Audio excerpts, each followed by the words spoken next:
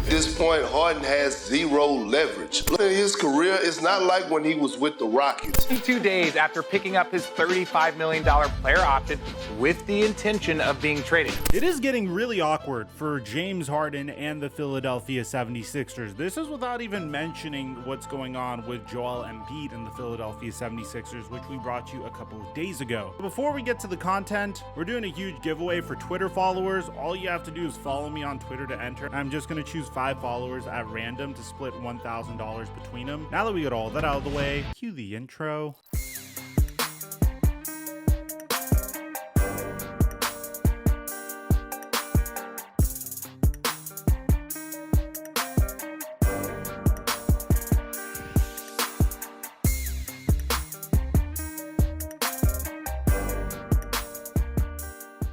Mic check 1 2 1 2. What's going on, everybody? I personally thought that the Philadelphia 76ers was going to be where James Harden spent the rest of his entire career. And although it doesn't seem like that's what James Harden wants, it seems like that might end up being the reality of the situation. 1 year ago, James Harden decided to make the ultimate sacrifice, taking a huge pay cut from the Philadelphia 76ers because he felt like he still was deserving of a max contract. So the Philadelphia 76ers could invest that capital in additional help for themselves, so they could do their best to finally win a championship. So James Harden took a huge pay cut and signed a 2-year, $68.4 million contract. One of those years, which is this year, is a player option, which he recently opted into. To give you an idea of how much James Harden has made throughout his entire career, this man has made $300 million.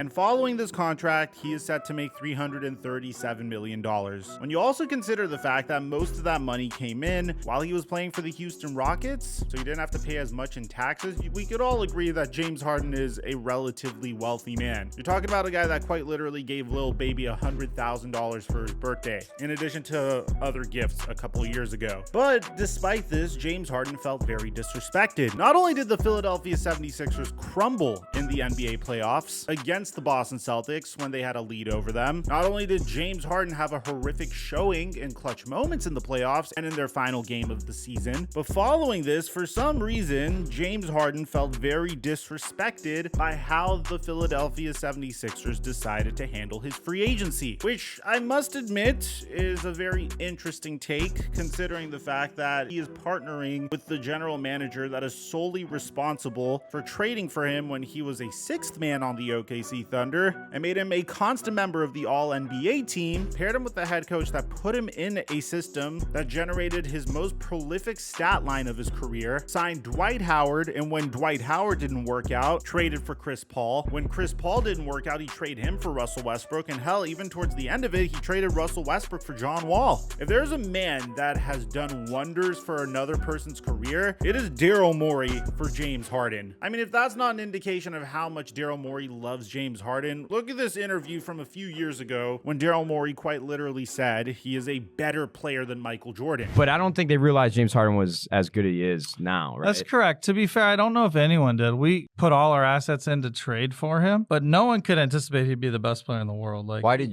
you put all your assets? Why him? Both the eye test, because he looks amazing. I think anyone watched him. But if you looked at data at the time, once he had the ball in his hands, and it's still true to this day, and I get a lot of shit because someone asked me who's a better scorer, him or Michael Jordan, and it's just factual that James Harden is a better scorer than Michael Jordan. Based on the math. Based on literally, like you give James Harden the ball, and before you're giving up the ball, how many points do you generate, which is how you should measure offense.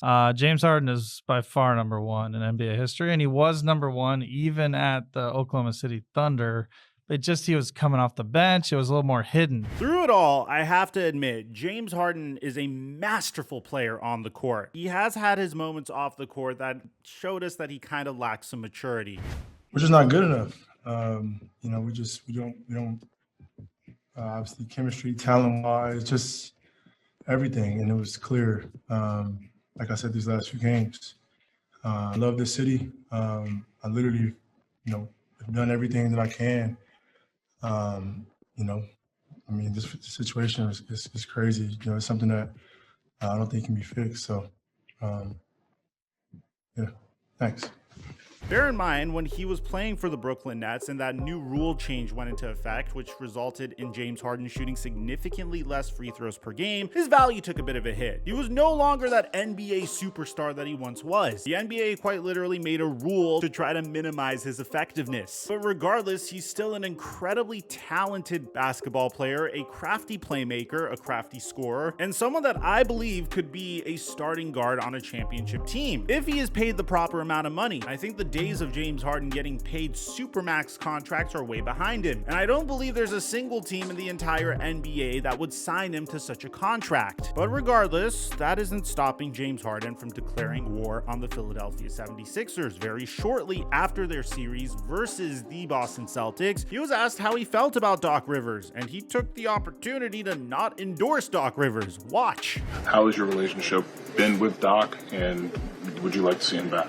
Our relationship is okay. Very shortly after this interview, the Philadelphia 76ers fired Doc Rivers, and Daryl Morey once again stated their interest in bringing back James Harden. Follow up with James obviously having the player option. Do you anticipate him being back here with the Sixers, being able to re-sign him? James.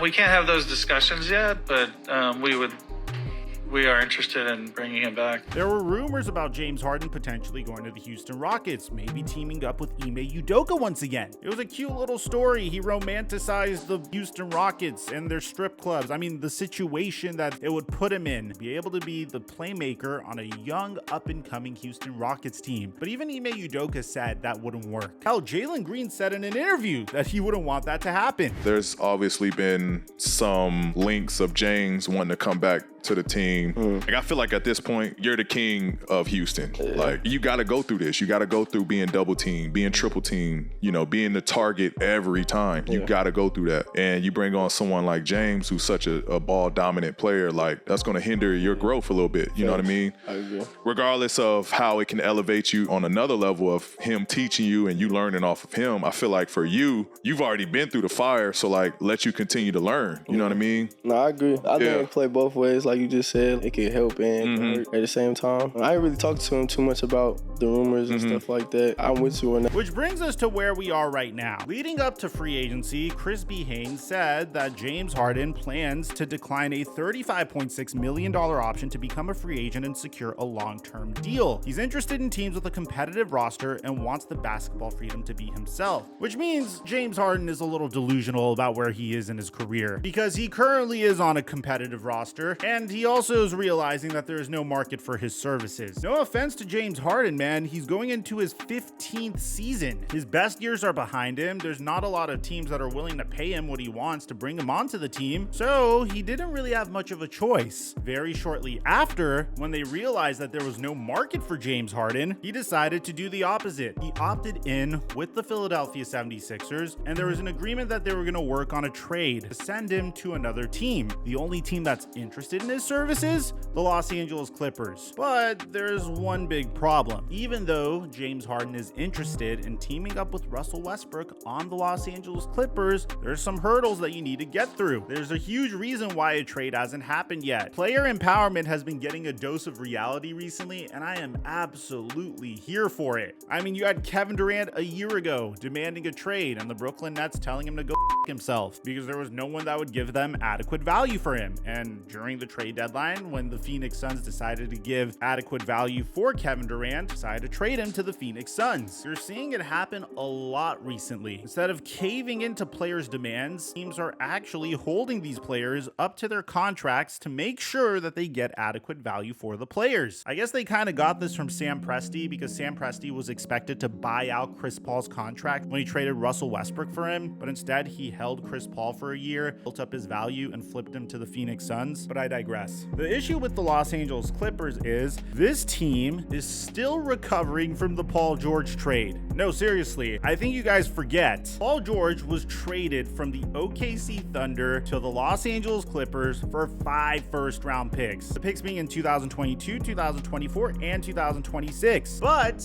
they also have the option to swap picks with the OKC Thunder in 2023 and 2025. So they might be able to hold on to their pick in 2025, and I'm assuming they will. I'm assuming the OKC Thunder might have a worse record than the Clippers. They technically have a pick, but they don't have enough draft pick for any such James Harden deal. So despite Shams Charania claiming that there's a fractured relationship between James Harden and Daryl Morey, between James Harden and Daryl Morey, the president of basketball operations in Philadelphia, it's essentially severed. So everyone around the Sixers, they know that he's been incredibly unnerved about how the team has handled his potential free agency. And this time around, there's not that relationship between Daryl Morey and James Harden. There's really not much James Harden can do. I mean, Chris Mannix says it as well. There is no market for James Harden. The Clippers, Harden's preferred destination, are interested, but not, it seems, at the cost of Terrence Mann and what's left of their first-round draft capital, as they should be. I don't really think James Harden moves the needle that much for them. Here's where it gets even more interesting. James Harden is expected to report to camp in Philadelphia. Now, is he gonna throw basketballs at rookies like he did at Jayshawn Tate during his final training camp with the Houston Rockets? I'm not necessarily sure, but I will say this is starting to really bug James Harden because he's actually getting a dose of reality here. He decided to post some cryptic message onto his Instagram saying, "I've been comfortable for so long, it's time to get uncomfortable," which means it's time for him to throw another tantrum to try to get traded to a situation where he's gonna end up unhappy regardless. Look, man, if I'm James Harden at this point, you made like over $300 million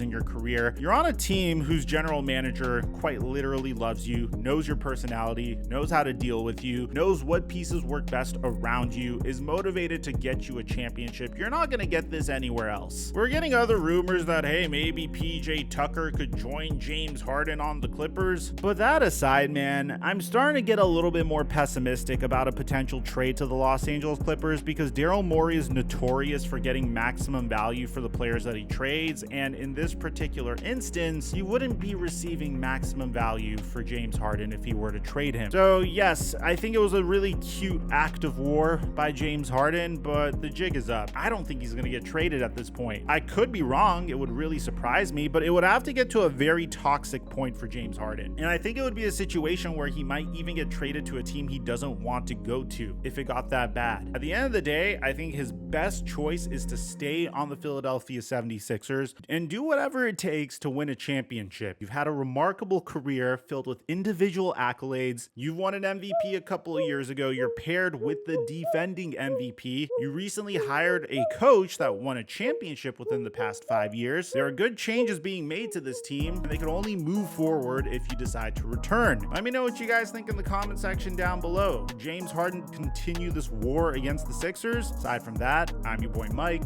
I'm dropping our mic until our next upload.